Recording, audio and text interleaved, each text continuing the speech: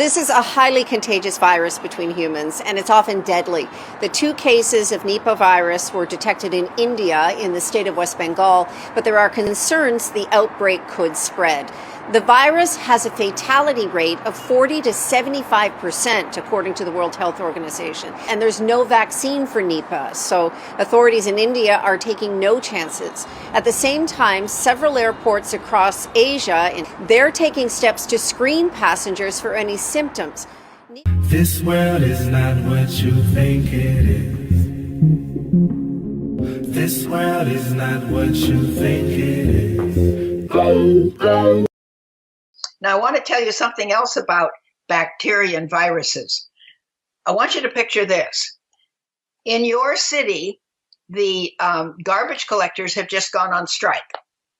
So you have had no pickup for your garbage in, say, 3 weeks. Well, your garbage can is overflowing, and what is happening is that you're collecting mice and rats and flies and all sorts of other vermin and insects because they feed on the rotting garbage. So it is rotting garbage that attracts the vermin that clean it up. If we didn't have those kinds of animals to clean up the mess and vultures to clean up the dead animals in the road, the world would be overrun with the carcasses of dead animals and all sorts of garbage. So these vermin are very important to clean up the dead and dying tissue. But let me ask you, if you see a dead animal in the road, did it attract the vulture or did the vulture attract the dead animal? Well, obviously, the dead animal attracted the vulture, the cleanup crew. It's the same way. It's the rotting garbage, the dead and dying tissue in the rotting garbage, meat and other things, that attracts the cleanup crew. And it attracts the rats and the mice and the insects. So think about this. It is the rotting tissue that attracts the cleanup crew, not the other way around. So we have all these things to clean up the earth. Well, God has given us a cleanup system for our body as well. And guess what they are? They're bacteria and viruses.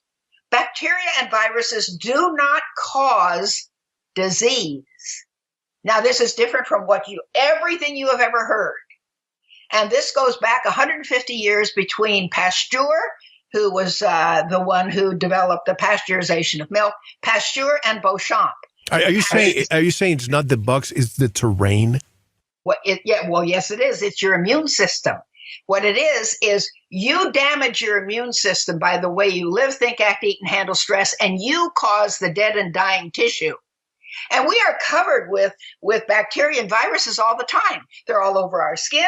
They're in our nose. They're in our mouth. They're in our gastrointestinal tract. They never bother us until we get our immune system in bad shape by not getting enough sleep, by eating too much sugar, by eating a bunch of processed crap food, or by being angry and triggering our fight or flight reaction, which pours cortisol into our body and suppresses our immune system. We give ourselves disease.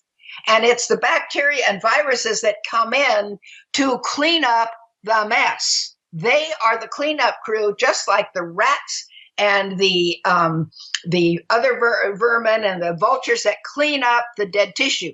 We have dead and dying tissue in our body when we don't treat our body correctly by properly living, thinking, acting, eating, and handling stress. So we cause the disease.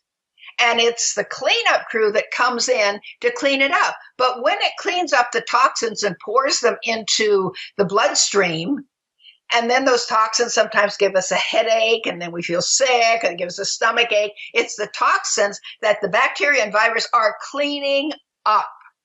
Just remember, the pile of garbage attracts the cleanup crew. So as I say frequently, germs don't cause disease any more than flies cause garbage. Flies do not cause garbage. Garbage attracts flies. It's the dead and dying tissue in our body from the way we are abusing our body by the way we were living, thinking, acting, eating, and handling stress that attract the cleanup crew.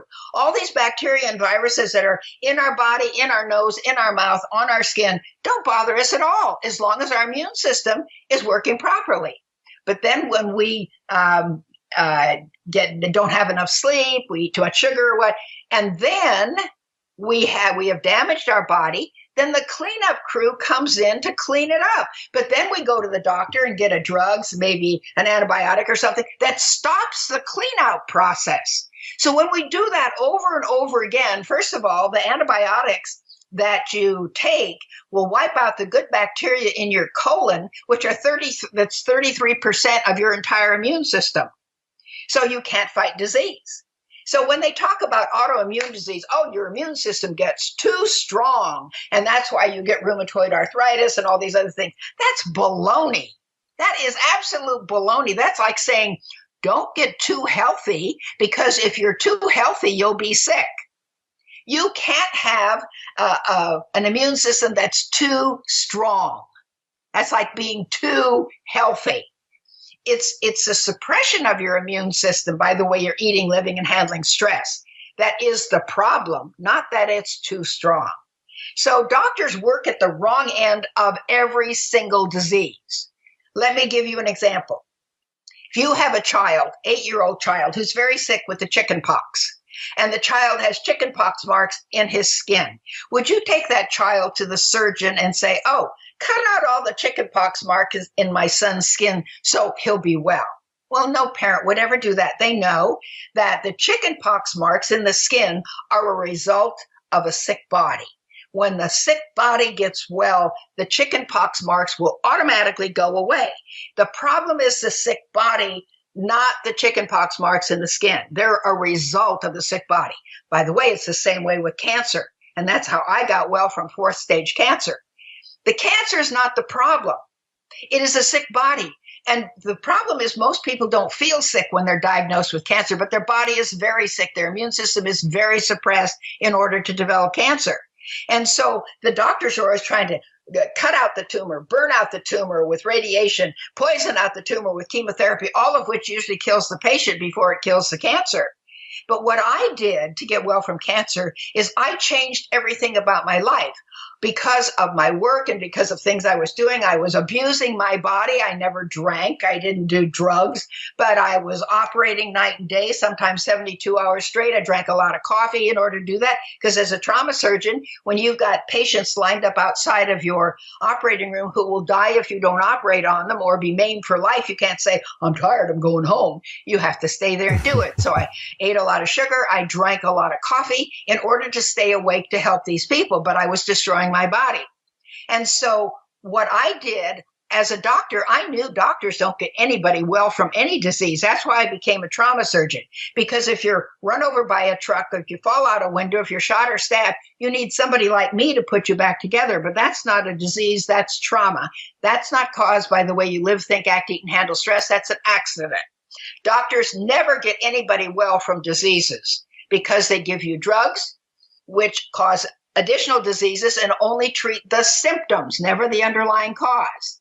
Or they cut off your body parts or cut out your organs. Well, I had breast cancer. I knew I didn't develop breast cancer because I had too many breasts. So cutting one or both of them off was not going to cure me. But doctors are all brainwashed, and that's all they know how to do. And so they work at the wrong end of every disease. And it's the same way with this. They're working at the wrong end. And they'll tell you, oh, have all sorts of cleaning agents in your house. And it's a good thing to wash your hands, definitely, with soap. You don't need all these other crazy things to do it. And because they're trying to work at the wrong end, what you need to do is you need to rebuild your immune system so you won't get the disease. But people are eating fast food. They're eating lots of sugar. They're drinking lots of energy drinks. They're destroying their body with a lot of coffee and soda and alcohol and anger and lack of forgiveness and not enough sunlight and not enough sleep at the proper time of night and not enough drinking water. Get your body well, and then you're not going to get the disease because germs don't cause disease. It's your sick body that you have done to yourself that puts you in a vulnerable position to get sick, and then the bacteria and viruses just move in to clean up the mess.